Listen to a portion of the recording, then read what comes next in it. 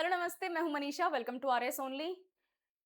Ma'am ये काम अपन को सैटरडे को करना था, फिर मंडे को करना था, ये कौन-सा दिन है? येस, मैंने ऑलरेडी अपलोड किया था video, I mean sorry record किया था video, but because of some technical issues वो अपलोड नहीं हो पाया, तो मैं वापस रिकॉर्ड कर रही हूँ and today you will get last weeks complete Rajasthan oriented current affairs. ठीक है? स्टार्ट करते हैं, बट उससे पहले मैं बता दूँ टेक्निकल न्यूज़ हैं, यानी कि आपके पास में ज़्यादा फैक्चुअल न्यूज़ रहेंगी। कोई नया कैंपेन लॉन्च हुआ है, किसी टाइप की कोई पॉलिसी में कुछ चेंज आया है या फिर कोई नई ट्रेन आई है, कुछ ना कुछ नया हुआ है लेकिन बहुत ही फैक्चुअल लेवल पे है। हमने कुछ नया डिस्कवर कर लिया उस चीज़ के ऊपर है। जो बेसिक समझने की चीज़ है I will give it to you और ये पीपीटी जो है आपको कंप्लीटली अवेलेबल हो जाएगी आरएस ओनली की वेबसाइट पे से। ठीक है? चलो स्टार्ट करते हैं, है ना? Without taking a lot of time. सबसे पहले राजस्थान में जैसलमेर से दिल्ली तक एक नई ट्रेन स्टार्ट की जा रही है, स्वर्ण नगरी एक्सप्रेस के नाम से।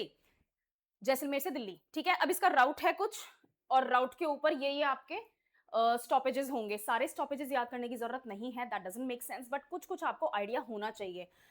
यहाँ से स्टार्ट होती है या फिर यहाँ पर आके फिनिश होती है और लास्ट इसका दिल्ली कैंट रहने वाला है स्टेशन, तो आशापुरा गोमत से लेकर फिर बीच में कहाँ आएगा? रामदेवरा, फलौदी, मारवाड़, लोहावत, ओसियां, जोधपुर, मेरठ रोड, डिगाना, मकराना, कुचामन सिटी, ये सारी की सारी आपको अब इनको लर्न करने की ज़रूरत नहीं है। अगर आप मैप के ऊपर देखोगे तो फिर ये कौन-सा लाइन बनाता है, कौन-सा एरिया में अदरवाइज़ भी याद हो जाएगा कि भई कौन-सी जगह किस चीज़ के लिए फ़ेमस है। जैसे ओसियां है तो यहाँ पर टेम्पल है, राइट? किसका टेम्पल है?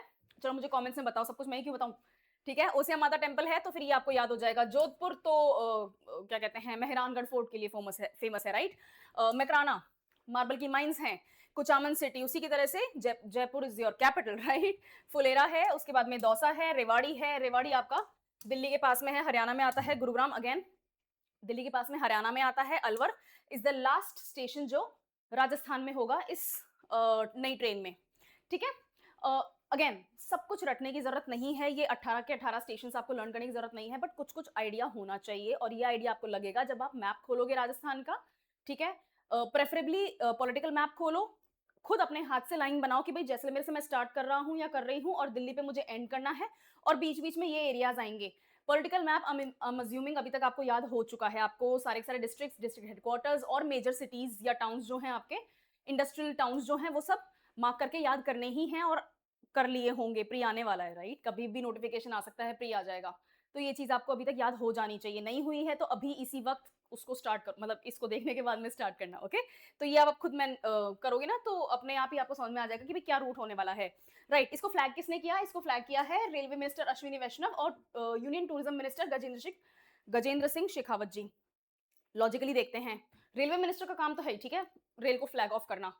फॉर अ चेंज प्रधानमंत्री जी नहीं थे यहाँ पे।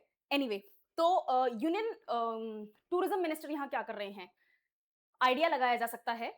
राजस्थान में 3 चीज़ें हैं, जिनके लिए राजस्थान का एक्चुअली हमें क्या कहते हैं एक इनकम बूम चाहिए जिसके अंदर। पहला है आपका हैंडीक्राफ्ट इंडस्ट्री,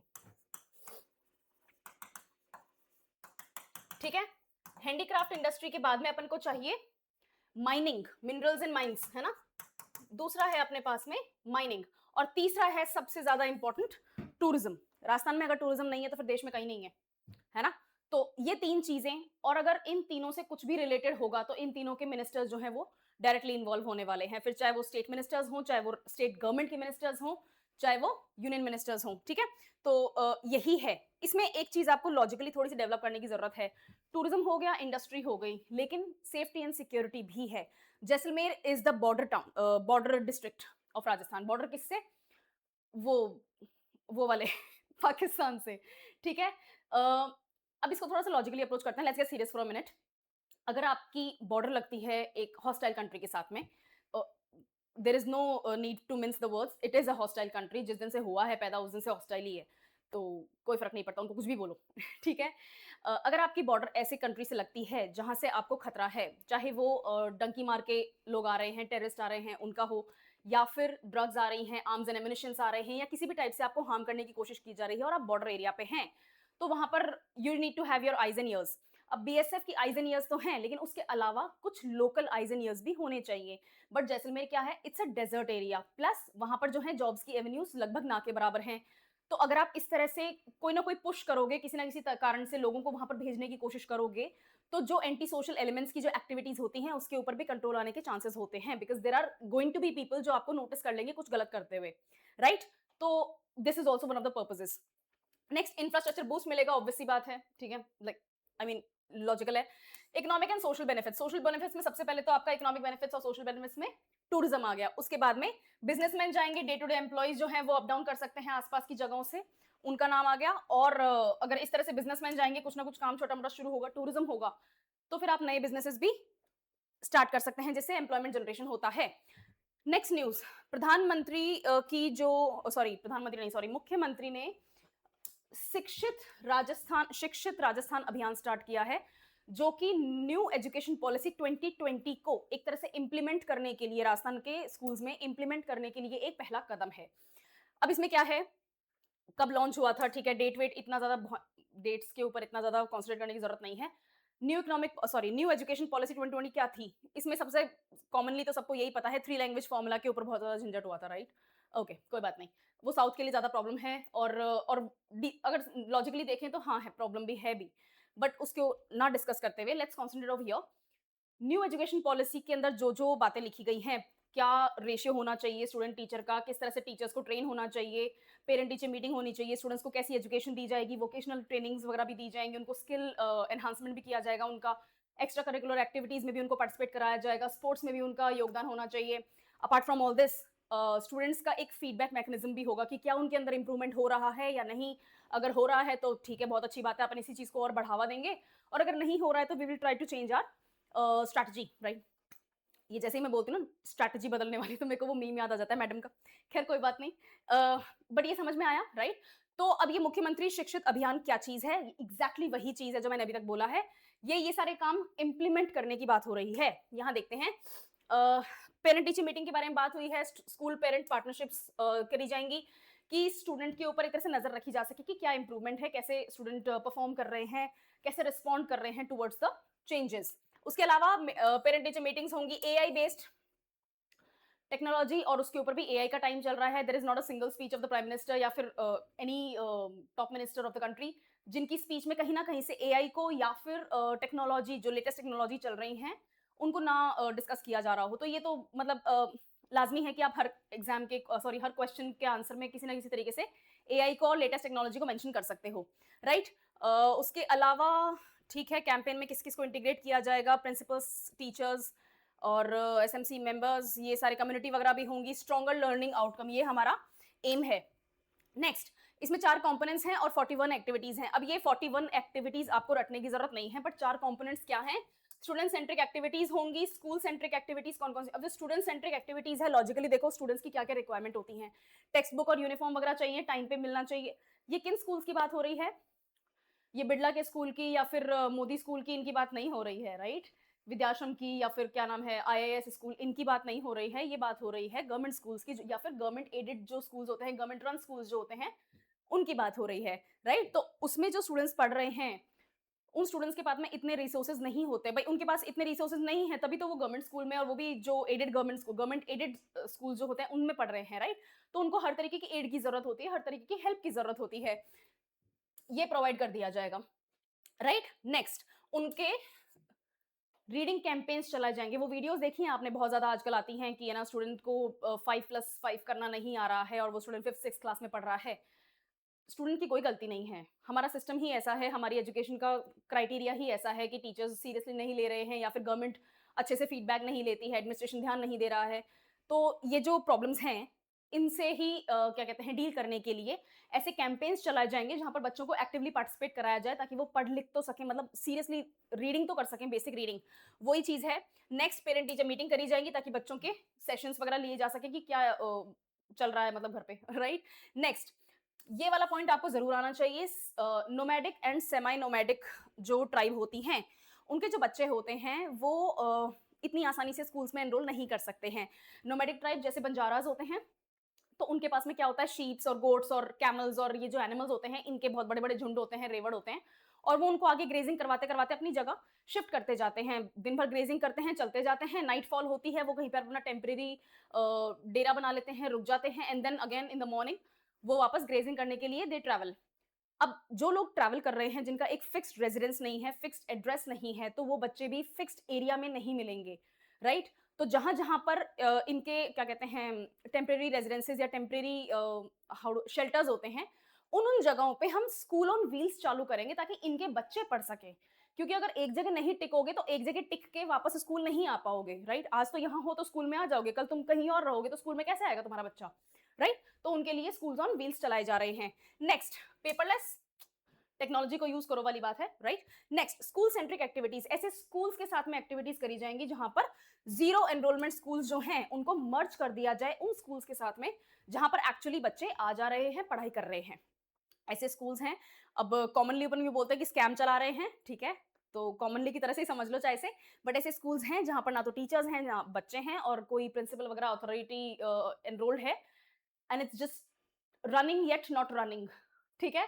तो उन स्कूल्स को मर्ज कर दिया जाएगा उन स्कूल्स के साथ में जहां पर एक्चुअली बच्चों की प्रेजेंस है, स्टूडेंट्स की प्रेजेंस है। नेक्स्ट, स्कूल्स को भी मेंटर किया जाएगा कि आपके यहाँ पर एडिक्वेट फैसिलिटीज अवेलेबल हो, ठीक है? एक स्कूल में क्या-क्या बेसिक फैसिलिटीज होती हैं वो सब यहाँ पर अवेलेबल हो, तो स्कूल्स को सिखाया जाएगा, यानी कि स्कूल एडमिनिस्ट्रेशन को सिखाया जाएगा कि आपके पास में ये कमी है, ये अवेलेबल होना चाहिए, ये चीज अवेलेबल नहीं है, या फिर इसको अवेलेबल तो है लेकिन इसको थोड़ा सा बेटर कंडीशन में लाओ, रिफाइन करो, व्हाटएवर।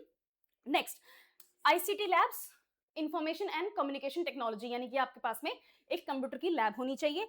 नेक्स्ट, स्कूल्स को रिकॉग्नाइज किया जाए अगर उनके पास में रिजल्ट्स को इंप्रूवमेंट उनके रिजल्ट्स में इंप्रूवमेंट देखा जा रहा है, तो it's like a reward system. अगर आप अच्छा करेंगे आपको रिवॉर्ड मिलेगा, तो आप अगली बार उस रिवॉर्ड के ही लालच में चाहे से करेंगे लेकिन और अच्छा करने की कोशिश करेंगे। तो it's like consistent improvement, right? तो रिवॉर्ड एंड पनिशमेंट की जो साइकोलॉजी की बेसिक थ्योरी होती है कि अगर बच्चा अच्छा कर रहा है तो उसको रिवॉर्ड मिलना चाहिए, गलत कर रहा है तो हम उस बिहेवियर को डिस्करेज करने के लिए पनिशमेंट देते हैं, राइट? तो ये रिवॉर्ड एंड पनिशमेंट वाला काम यहाँ पर भी है। नेक्स्ट, स्टाफ अवेलेबल होना चाहिए, सेपरेट टॉयलेट्स होने चाहिए बॉयज एंड गर्ल्स के लिए, ये बहुत ही बेसिक सी चीज है। एंड टू बी फेयर, ये टॉयलेट्स वाला पॉइंट एडिक्वेट फैसिलिटीज में भी आप लिख सकते हैं। थर्ड, टीचर सेंट्रिक एक्टिविटीज होनी चाहिए, लॉजिकली अप्रोच करके देखो।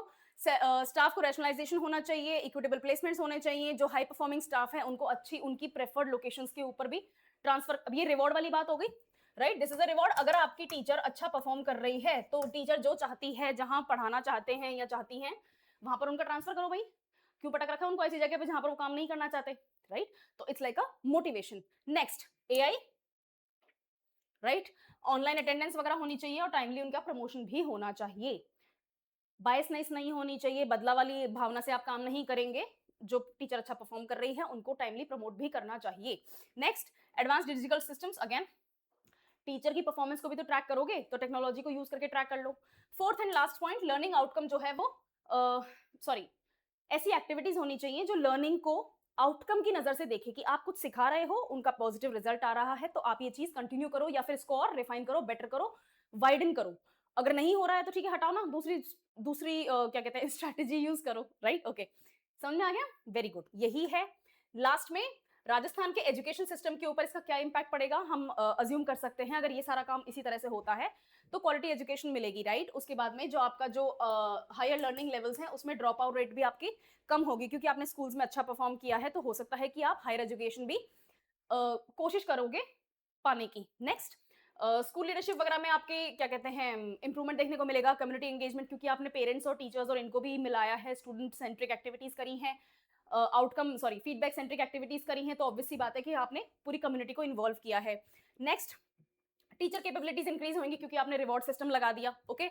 एनरोलमेंट बढ़ेगा, अटेंडेंस बढ़ेगी और रिमोट एरियाज में भी बच्चे एक्चुअली अटेंड करेंगे क्योंकि आपने लर्निंग को फन बना दिया, लर्निंग को एक्टिविटी बेस्ड बना दिया। उनको वोकेशनल ट्रेनिंग दोगे, स्किल ट्रेनिंग दोगे, उनके साथ में एक्स्ट्रा करिकुलर एक्टिविटीज करोगे, इसलिए। नेक्स्ट, और ठीक है, यही है। नेक्स्ट न्यूज देखते हैं। राजस्थान के सिवाना एरिया में रेयर अर्थ एलिमेंट्स डिस्कवर किए गए हैं। मैं पर्सनली इस न्यूज को पॉजिटिवली नहीं देखती। कश्मीर में भी कुछ टाइम पहले लिथियम डिस्कवर हुआ था, और I think when I was in college, उस टाइम की बात है, तो अराउंड 15 16 17 18 साल हो गए, मतलब ठीक है, हाँ हो गए, मैं क्यों बताऊं, काफी टाइम हो गया है, ऑलमोस्ट 2 डेकेड्स हो गए हैं कि केरला के मोनाजाइट सॉइल्स जो हैं उसके अंदर थोरियम पाया गया है। उसको अगर अपन क्या कहते हैं प्योरीफाई कर लेंगे या रिफाइन कर लेंगे तो अपन उसको न्यूक्लियर रिएक्टर्स में यूज कर सकते हैं। ना तो थोरियम को रिफाइन करा है आज तक, ना हमने लिथियम के लिए एक भी माइन बनाई है, और अब यहाँ पर ढूंढ लो क्या कर लोगे, मतलब रेयर अर्थ एलिमेंट्स में। ठीक है, it's not something that I am being pessimistic about. India में 2 प्रॉब्लम्स हैं when it comes to rare earth elements, elements, sorry not animals, elements. पहला, रेयर अर्थ मिनरल्स की जो माइनिंग होती है वो बहुत ज्यादा कॉस्टली होती है, क्योंकि ये ऐसा नहीं है कि बल्क, जैसे छोटा नागपुर प्लेटो में कोल है तो वो पूरी की पूरी कोल की प्लेटो है, तो वहां पर तो कहीं पे भी खोदो कोयला मिल जाएगा। ऐसा नहीं है। When it comes to rare earth minerals, इनके स्लाइसेस होते हैं और बहुत वाइडली डिस्ट्रीब्यूटेड होते हैं। तो यहाँ से आपने एक स्लाइस निकाला, वहां से आपने एक स्लाइस निकाला, तो बार बार इसमें बहुत ज्यादा खर्चा लगता है। Second thing, rare earth minerals का जब माइनिंग प्रोसेस होता है या जो रिफाइनिंग प्रोसेस होता है वो बहुत ज्यादा पोल्यूटिंग होता है। तो आपके एनवायरमेंटलिस्ट हैं बहुत सारे, मेधा पाटकर टाइप के, वो आके एक सेकंड में बैठ जाएंगे जंतर मंतर पे, ठीक है। और उसी वो होता भी है और उसी चीज का डर भी लगता है, और उसी चीज को अवॉइड करने के लिए गवर्नमेंट बस इस तरह की न्यूज देती है और खुश हो जाते हैं सब लोग। The problem is it doesn't work like that, right. आपको चाइना को काउंटर करना है, but things just don't work like that. ठीक है, कोई बात नहीं, न्यूज आपके लिए ज्यादा इंपॉर्टेंट है। कहां पर डिस्कवर हुआ है? सिवाना में डिस्कवर हुआ है, और 6-7 एलिमेंट्स के मैंने एग्जाम्पल लिखे हैं। आपको ये 6 एग्जाम्पल्स, बेसिक नेम्स आपको आने चाहिए। सिर्फ लिथियम लिख दोगे एग्जाम में, लिथियम कॉमा एक्सेट्रा, इनफ नहीं है, ठीक है। तो कुछ नाम देख लेते हैं। जिटसाइट है, पायरोक्लोर है, पैरासाइट है, पेरिसाइट हो गया, फिर एलेनाइट है, टाइटेनाइट है और सिलिसेट है। ये 6 नाम आपको पता होने चाहिए, और इन 6 नामों को बेसिक यूज कहां पर है ये मैंने मेंशन किया है, यू कैन रीड दैट। एलेनाइट आपके ऑप्टिकल ग्लास में और प्रिसिशन डिवाइसेस में यहाँ यूज होता है, उसके अलावा न्यूक्लियर रिएक्टर्स में यूज होता है। वैसे ही सिलिसाइट है आपके विंड टर्बाइंस में यूज होता है, मैग्नेट्स में यूज होता है, डिफेंस के इलेक्ट्रॉनिक्स में यूज होता है। इन जगहों पे ये चीजें यूज होती हैं, और बाद में पीपीटी में से देख लेना, ठीक है। तो आपको कुछ नेम्स आने चाहिए, उन एलिमेंट्स को यूज कहाँ किया जाता है, कुछ एग्जांपल्स आने चाहिए, कौन सी इंडस्ट्री के लिए प्राइमरी यूजेज में क्या कहते हैं, उसको इंपॉर्टेंस रखते हैं, वो आपको होना चाहिए पता, ठीक है। अब इसमें ये लिखा हुआ है कि जो पुरानी सिवाना रिंग है, उसमें हमें दुनिया में जहां पे भी रेयर अर्थ मिनरल्स पाए जाते हैं उनसे 100 टाइम्स रिचर और प्योरर फॉर्म में अपन को ये स्लाइसेस मिल रहे हैं। मैं भी यही हूँ, आप भी यही हो, देखते हैं कितना खुदता है। कुछ कुछ चीजें ना दुखी कर देती हैं इस कंट्री की बात। I love this country too damn much, मतलब मोर देन इनफ लेकिन कुछ कुछ हरकतें सिस्टम की ऐसी हैं जो समझ में नहीं आता कि कैसे काम चल रहा है।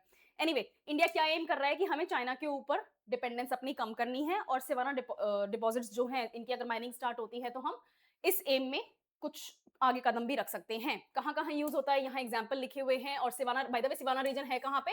बाड़मेर डिस्ट्रिक्ट में है। मैप में प्लेस कर सकते हो आराम से बाड़मेर, ठीक है। It's a border town, border district, sorry border district है, राइट। तो सिवाना जियोलॉजिकली स्पेशल क्यों है? क्योंकि ये 70 to 80 मिलियन ईयर्स अगो बने थे, और उस टाइम को क्या कहते हैं according to typical geological time scale?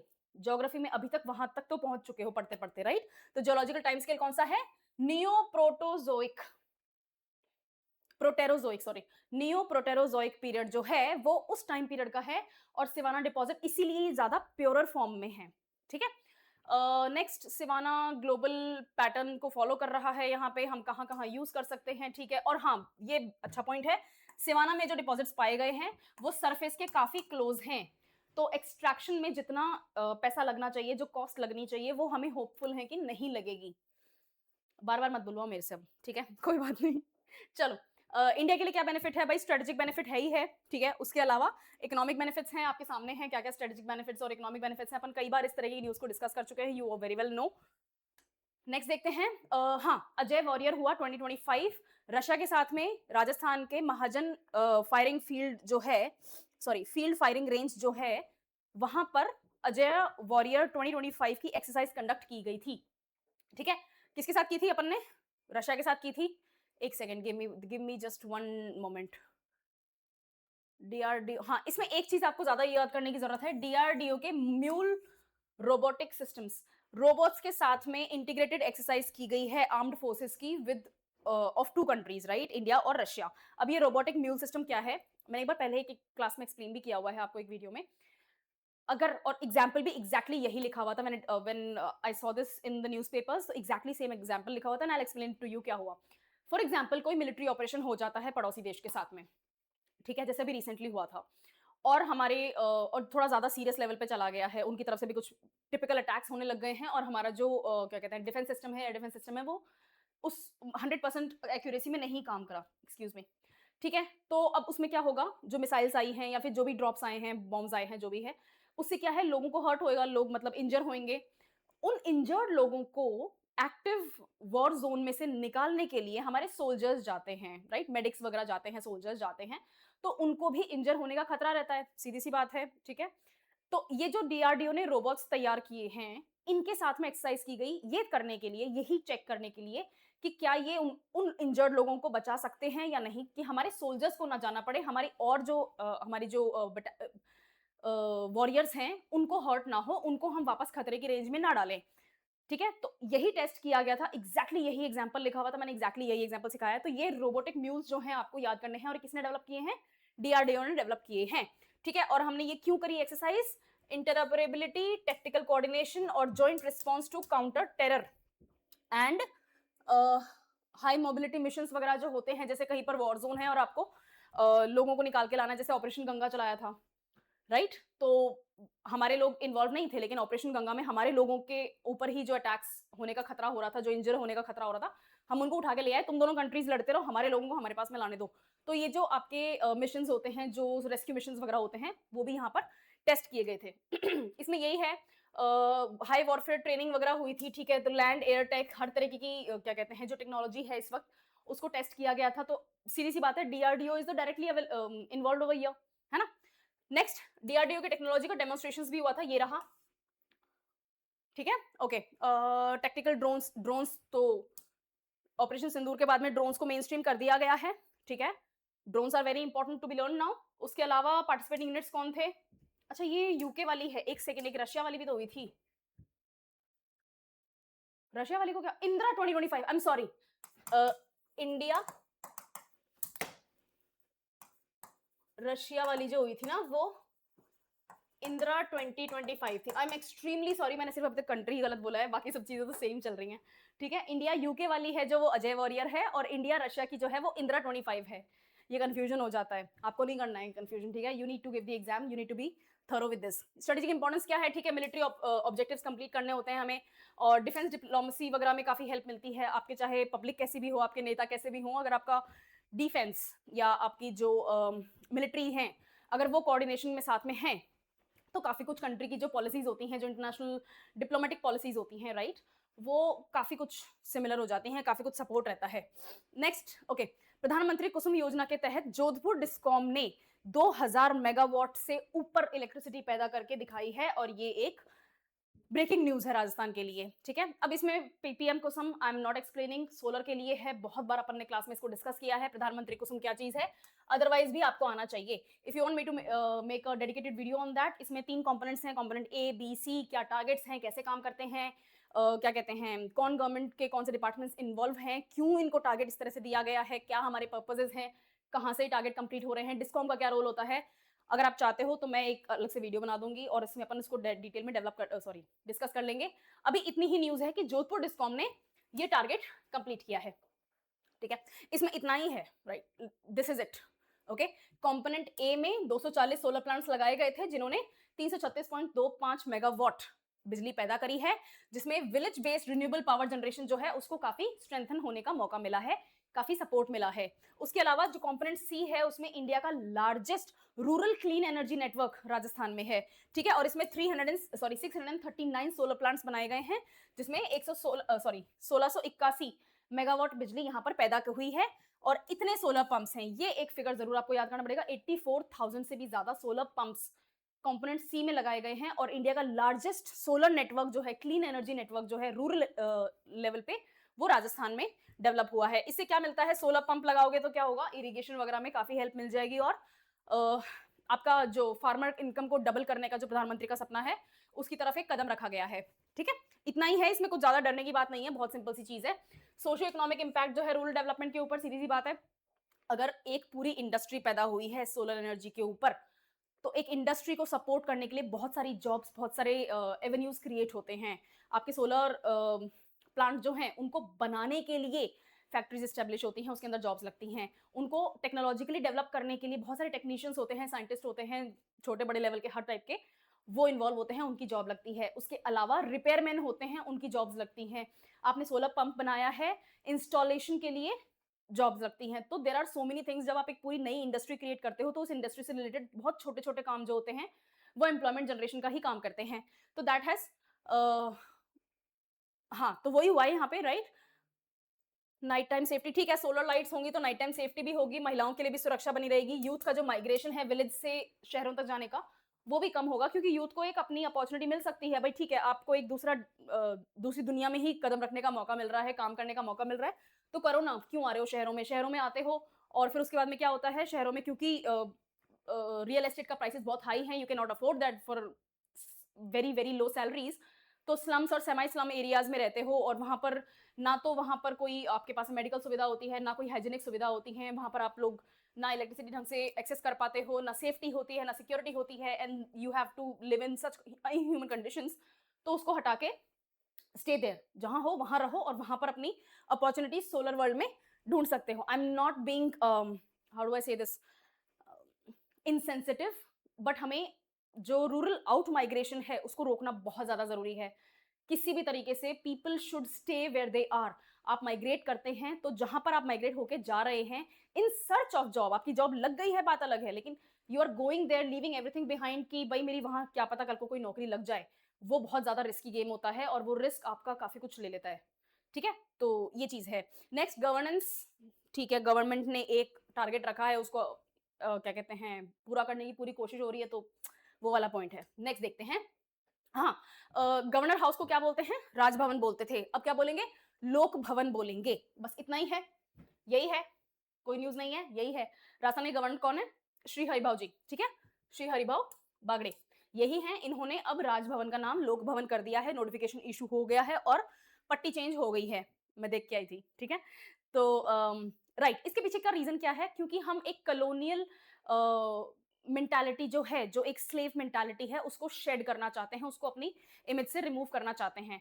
British राज को ही हम सिग्निफाई करके एक तरह से राजभवन बोल रहे थे कि भाई यहाँ तो राजा बैठता है, यहाँ तो राज करने वाले बैठते हैं।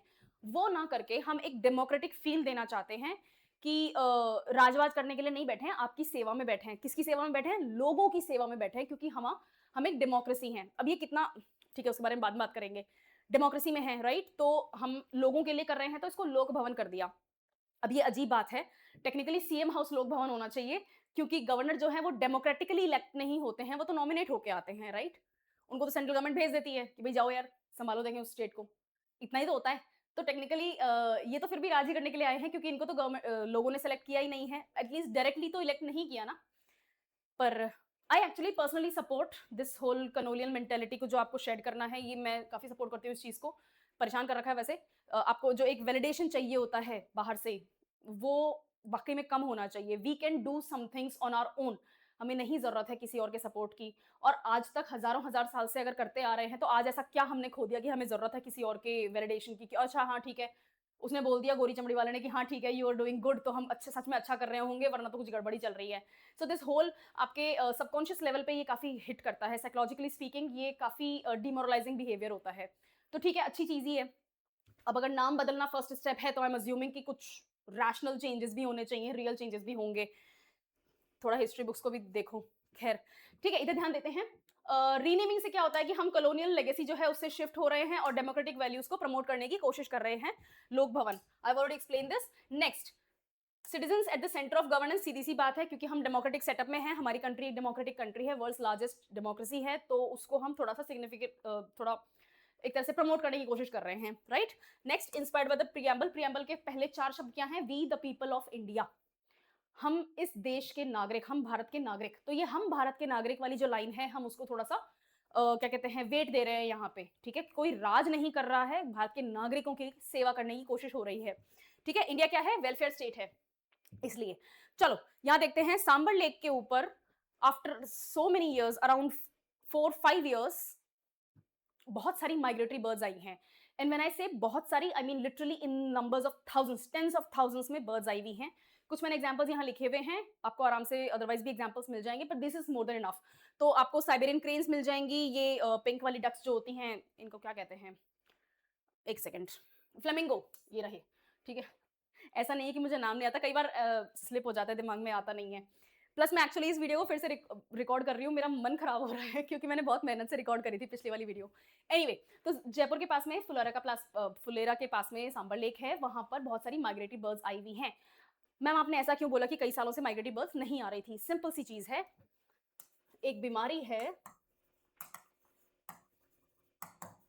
एवियन बोट्यूलिज्म। ये एक बोट्यूलेसा करके एक बैक्टीरिया होता है, उसके कारण होता है, पानी में पाया जाता है। पोल्यूशन इसका रीजन बहुत बड़ा बताया जाता है, जो वाटर पोल्यूशन होता है उसमें बैक्टीरिया बहुत ज्यादा पाया जाता है। और सांबर लेक और आसपास जैसे सरिस्का वगैरह में भी काफी बर्ड्स आती हैं, right? It's a bird sanctuary, right? Ultimately Sariska क्या है? बर्ड सेंचुरी है, तो वहां पर भी काफी लेक्स और वाटर बॉडीज हैं जिनके ऊपर बहुत सारी माइग्रेटरी बर्ड्स आती हैं। वाटर पोल्यूशन होने के कारण ये बैक्टीरिया पाया जाता है उस पानी में, और इस पानी को ये बर्ड्स कंज्यूम कर लेती थी, और ये बैक्टीरिया जो होता है ये नर्वस सिस्टम को हिट करता है। ह्यूमंस में अभी तक ऐसा कुछ आया नहीं है, बट बर्ड्स के लिए ये इट्स रियली बैड। जब आपका नर्वस सिस्टम लॉक हो जाता है तो क्या आता है? पैरालिसिस आता है। जब पैरालिसिस आता है उससे क्या होता है? हार्ट अटैक होता है और आपके ऑर्गन फेलियर्स होते हैं, right?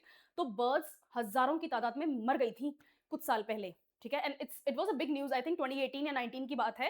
And it was a really scary site because I had actually seen it my self. और उसके बाद में माइग्रेटरी बर्ड्स ऑलमोस्ट ना के बराबर 2020 और 2021 में आई। अब इसका रीजन ये बता रहे हैं कि भाई कोरोना, तो कोरोना उनके लिए थोड़ी था। अपन ट्रैवल नहीं कर सकते थे, वो तो ट्रैवल कर सकती थी बर्ड्स वगैरह तो, बट ठीक है, चलता है। तो ये प्रॉब्लम आई। अब 2 साल से एवियन बॉटुलिज्म बहुत ज्यादा कंट्रोल में है, ऑलमोस्ट ना के बराबर बर्ड्स को हिट हुआ है। तो माइग्रेटरी बर्ड्स का वापस इन्फ्लक्स देखा गया है। This is what the news is about. इतना ही है। माइग्रेटरी बर्ड्स जैसे फ्लेमिंगो हो गई, साइबेरियन क्रेन्स हो गई, ये कहाँ से आती हैं? Thousands and thousands of kilometres का डिस्टेंस ट्रैवल करके आती हैं। वही न्यूज है। एनिमल हस्बेंड्री डिपार्टमेंट के अनुसार ये जो थ्रेट है एवियन बॉटुलिज्म का, ये काफी सिग्निफिकेंटली इस वक्त अपन ने रिड्यूस कर लिया है, और उसका रिजल्ट हमें इन बर्ड्स के आने से पता चल गया है। तो अगर गवर्नमेंट की रिपोर्ट आई है कि भाई ऐसा हुआ है, तो फिर बर्ड्स कहाँ हैं? तो बर्ड्स आ गई हैं, इसका मतलब वाकई में एवियन बॉटुलिज्म के ऊपर अच्छा खासा कंट्रोल पाया गया है। दिस इज इट, ठीक है? यही है। नेक्स्ट देखते हैं। हाँ, 3 दिसंबर को वर्ल्ड डिसेबिलिटी डे था। अच्छा, मैंने लिखा है, ठीक है। 3 दिसंबर को वर्ल्ड डिसेबिलिटी डे था, और पर्सन्स विद डिसेबिलिटीज को यहाँ पर जिन्होंने कुछ अपनी लाइफ में कुछ बहुत करके दिखाया है, कुछ अच्छा अचीव करके दिखाया, तो उनको फेलिसिटेट किया गया था। न्यूज इतनी ही है, थोड़ी सी अदरवाइज डिटेल में बात कर लेते हैं। कहाँ किया था? भारतीय दिव्यांग संघ प्रोग्राम हुआ था। हाँ, एग्जाम्पल्स दिए गए हैं, जैसे हमारे चीफ मिनिस्टर ने, और यहाँ पर governor was also present over here, और उन्होंने स्पीच में कुछ एग्जाम्पल्स दिए हैं, जैसे स्टीफन हॉकिंग हो गया, उसके अलावा हेलन केलर हो गई, ठीक है, और सुदीप्तो सेन वगैरह हैं। तो these are people with certain kinds of disabilities, ठीक है। I have a friend who is partially blind, she is around 80% blind, और मैं पर्सनली जानती, मतलब ठीक है उसके लेवल तक तो मैं नहीं जानती, but I still personally understand कि डिसेबल्ड लोगों की क्या क्या तकलीफें होती हैं। मेरी सबसे बड़ी शिकायत यही रहती है, और उसकी भी ज़्यादा बड़ी शिकायत तो यही है, बाकी बहुत सारी शिकायतें हैं, but this is one of the biggest ones. हम कहीं ड्राइव करके जा रहे हैं, और डिसेबल्ड लोगों की जो पार्किंग स्लॉट होता है वो सेपरेट होता है कि भाई वहाँ पर सिर्फ वही पार्क कर सकते हैं। लोग अपनी गाड़ियाँ पार्क करके चले जाते हैं। मुझे बहुत गुस्सा आता है इस चीज़ को देख के। खैर एनीवे, तो ये प्रॉब्लम है। बहुत सारी जो अब आजकल नई बिल्डिंग्स में तो यू विल फाइंड रैंप वगैरह हैं, बट बहुत सारी पुरानी बिल्डिंग्स ऐसी हैं, स्पेशली गवर्नमेंट ऑफिसेज वगैरह हो गए, वो ऐसी बिल्डिंग्स हैं, रेजिडेंशियल एरियाज हैं जहाँ पर रैंप्स आर नॉट अवेलेबल, ठीक है। तो जो जिनके लेग्स काम नहीं कर रहे हैं, जो लेग्स के कारण किसी कारण तरीके से डिसेबल्ड हैं, वॉक नहीं कर पाते हैं, उनका क्या? ठीक है, उनका काम कौन करेगा उन बिल्डिंग्स के अंदर? तो there are so many gaps, there are so many lacunas when it comes to people with disabilities, तो इनको थोड़ा एड्रेस करने की जरूरत है। उसी चीज के बारे में न्यूज है। अब अवार्ड किसको दिए हैं वो नेम्स आपके लिए इंपॉर्टेंट नहीं है, लेकिन हाँ, वर्ल्ड डिसेबिलिटी डे, और थोड़ा सा आपको इसके ऊपर थॉट डेवलप करना पड़ेगा कि डिसेबल्ड पर्संस के क्या क्या किस किस टाइप की डिसेबिलिटीज होती हैं। न्यूरल डिसेबिलिटीज होती हैं, ऑर्गन डिसेबिलिटीज होती हैं, उसके अलावा सेंसेस में डिसेबिलिटी होती हैं, बहुत सारी टाइप की डिसेबिलिटीज होती हैं। So you need to understand the types of the disabilities. उसके अलावा यू नीड टू अंडरस्टैंड कि हर टाइप की डिसेबिलिटी के साथ में एक्चुअली क्या क्या प्रॉब्लम जुड़ी हुई हैं, और जब आप प्रॉब्लम्स पढ़ोगे तो आपको अपने आप समझ में आ जाएगा कि इसका क्या सोल्यूशन निकाला जा सकता है। तो एक हाउ डू आई से दिस, ऐसे राइटिंग वगैरह में आप अच्छे से इस चीज को यूज कर सकते हैं। तो you need to develop a thought on this programme, ठीक है। तो ये डिसेबिलिटी डे के दिन जो प्रोग्राम लॉन्च हुआ है उनके सपोर्ट में थोड़ा सा आपको उसके बारे में लॉजिकली डेवलप करना पड़ेगा अपना माइंड, ठीक है। न्यूज उतनी ही है, न्यूज में कुछ वैसे खास नहीं था। प्रधानमंत्री, अब इन्होंने यही बोला है, हम प्रधानमंत्री को थैंक करते हैं कि उन्होंने विकलांग वर्ड हटा के दिव्यांग बोला है। Again my thought exactly, but ठीक है, अच्छी बात है, आपने उनको एक अलग आइडेंटिटी देने की कोशिश की है, उनको एट पार समझने की कोशिश की है, और अच्छी बात भी है, वो है एट पार।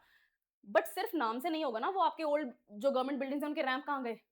उनमें रैंप लगाओ, तो विकलांग को विकलांग ना बोल के दिव्यांग बोलो, अच्छी बात है, लेकिन उसका कुछ करके भी तो दो उसके लिए, ठीक है, राइट।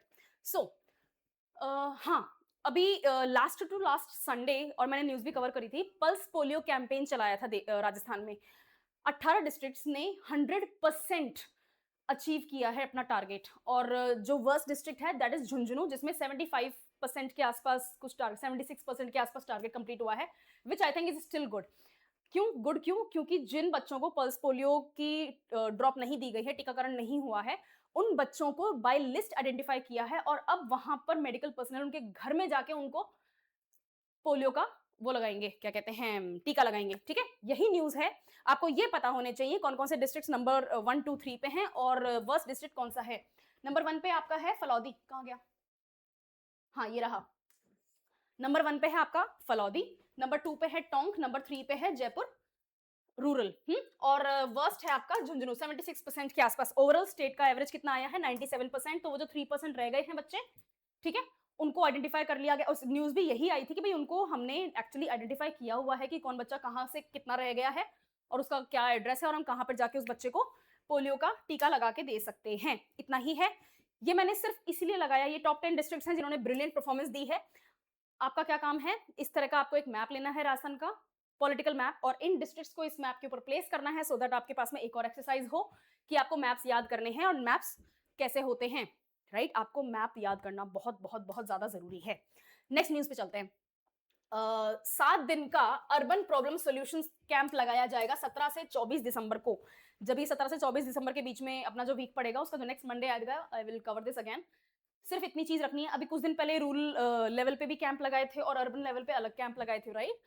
वैसा ही है, इसमें थोड़ा सा नीश मार्केट को टारगेट करने की कोशिश की गई है। और वो नीश मार्केट कौन कौन से होंगे, कोई भी ऐसी एप्लीकेशंस, कोई भी आपकी ऐसी शिकायतें जो पहले से पेंडिंग है या जो आप अब देना चाहते हैं, regarding land issues, building licenses, tax applications and sanitation services, ठीक है, इनसे रिलेटेड आपकी कोई अगर शिकायत है तो इस कैंप में जाके आप उस शिकायत का सोल्यूशन ले सकते हैं। शिकायत नई है या शिकायत पुरानी है, पेंडिंग है, वो दोनों एड्रेस की जाएंगी। आपके लिए डेट जानना बहुत ज्यादा जरूरी है। और 7 दिन का अर्बन प्रॉब्लम सोल्यूशन सर्वे होने वाला है। रूरल सर्वे नहीं हो रहा है, सिर्फ अर्बन एरिया का सर्वे हो रहा है। इतनी ही न्यूज है, ठीक है। बहुत वन लाइन की न्यूज है, लेकिन हाँ ये जरूरी है, ठीक है। इनके अंदर डेवलपमेंट हो जाता है। अब जैसे मैंने कहा कि 17 से 24 के बीच में जब ये कैंप लगेगा, उस दौरान कोई अगर इंपॉर्टेंट न्यूज आती है तो मैं नेक्स्ट उसका जो भी अपन वीक कवर करेंगे उसमें मैं उसको कवर कर लूंगी। But as of right now you need to start maintaining your notes. Current affairs में ये एक न्यूज के लिए आपको हाफ पेज नोट बना के रखना है, ठीक है। खाली जगह छोड़ दो, होगा कुछ नया तो उसमें भर लेना, नहीं होता है तो ब्रिलियंट, एक ही लाइन की न्यूज है, कुछ ज्यादा इंपॉर्टेंट भी नहीं है। ओके, ऐसे ही करंट अफेयर्स कवर करने हैं। पब्लिक सर्विस कमीशन की जो एग्जाम्स होते हैं वो किसी भी तरीके के क्वेश्चंस पूछ लेते हैं, कुछ भी पूछते हैं। कभी कभी तो मेरे को समझ में नहीं आता, बोले यार क्या दुश्मनी निकाल रहे हो, ऐसा कैसा क्वेश्चन उठा के लाया है। ठीक है, कोई बात नहीं। अर्बन कैंप्स में क्या क्या होने वाला है, ठीक है, अर्बन बॉडीज और अथॉरिटीज वहां पर प्रेजेंट होंगी। उसके अलावा कैंप का टाइम क्या है, स्टैग्नेंट एप्लीकेशंस हैं या फिर नई एप्लीकेशंस हैं, सारी यहाँ पर कंप्लीट की जाएंगी और उनको फिनिश किया जाएगा। आपकी फाइल खाली करनी है उनको, ठीक है, फाइल खाली करनी है। ये 7 दिन मिले हैं, अल्टीमेटम है सरकार की तरफ से, तो आपकी सारी शिकायतें यहाँ पर दी जाएंगी। ये रही आपकी क्या क्या शिकायतें हो सकती हैं। और जो लोकल रिप्रेजेंटेटिव हैं आपकी कम्युनिटी के, जो अर्बन एरियाज के, वो भी यहाँ पर प्रेजेंट होंगे, मीटिंग्स के लिए अवेलेबल होंगे। So if you need to talk to them about something, वो अवेलेबल हो सकते हैं। लास्ट न्यूज देखते हैं। जैसलमेर के अंदर ये रहा, 13 और 14 दिसंबर को देश के बड़े बड़े जजेस इकट्ठे होंगे। 20 सुप्रीम कोर्ट के जजेस होंगे, 50 हाई कोर्ट के जजेस होंगे, और उसके अलावा 100 से भी ज्यादा 4 राज्यों के आपके सबऑर्डिनेट कोर्ट्स में जो जजेस हैं वो आएंगे।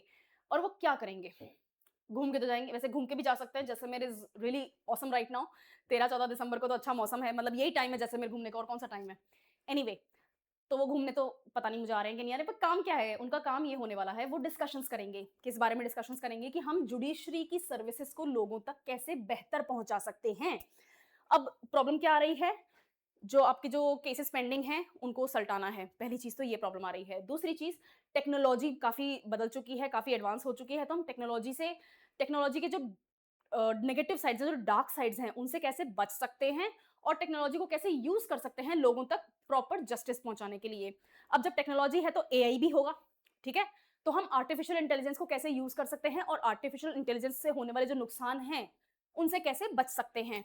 अब क्योंकि जुडिशरी की जो प्रोसीडिंग्स हैं वो अब लाइव आने लग गई हैं, ठीक है, न्यूज़ वगैरह कवर करने लग गई हैं और ऑनलाइन होने लग गई हैं, तो इनसे क्या होता है, इनसे पब्लिक के बीच में डिस्कशंस आते हैं और पब्लिक अपना खुद का ओपिनियन फॉर्म करती है और पब्लिक का ओपिनियन क्या होता है, सर्वोपरि होता है। लेकिन पब्लिक के ओपिनियन से मीडिया इन्फ्लुएंस होता है और मीडिया किसी ना किसी केस को ले भागता है। तो कहीं जजेस इन्फ्लुएंस तो नहीं हो रहे या हो सकें, इस बारे में डिस्कशन होगा। सिर्फ यही है, देखें, ठीक है। हम किस बारे में बात कर रहे हैं? Digital media, cyber crime, artificial intelligence और करंट जुडिशियल प्रोसेसेस, यही बोली मैं। बस इसी चीज को डिस्कस करने के लिए एक कॉन्क्लेव होने वाला है, जिसमें ये सभी लोग आएंगे, मुलाकात करेंगे, बातचीत करेंगे। ठीक है, नेक्स्ट देखते हैं कॉन्फ्रेंस की थीम किस बारे में होने वाली है। डिजिटल गवर्नेंस और मीडिया, मीडिया कैसे इन्फ्लुएंस कर सकता है, मीडिया कैसे परेशान कर देता है जजेस को, ये वो सारी पॉइंट यहाँ पर हैं। साइबर क्राइम और ऑनलाइन थ्रेट मिलता है, कभी किसी जज ने कुछ ऐसा फैसला दे दिया जो किसी को नहीं पसंद आया तो धमकी आ जाती है। ठीक है, तो उनसे कैसे डील किया जा सकता है और उनको कैसे सेटिस्फाई किया जा सकता है, उस बारे में डिस्कशन होगा, जिसको कभी सेटिस्फाई कर नहीं सकते हो आप, बट ठीक है, कोई बात नहीं। It's a good topic to actually talk about. Awareness के लिए एक अच्छी चीज है और आपको भी इसके ऊपर ओपिनियन डेवलप करना है।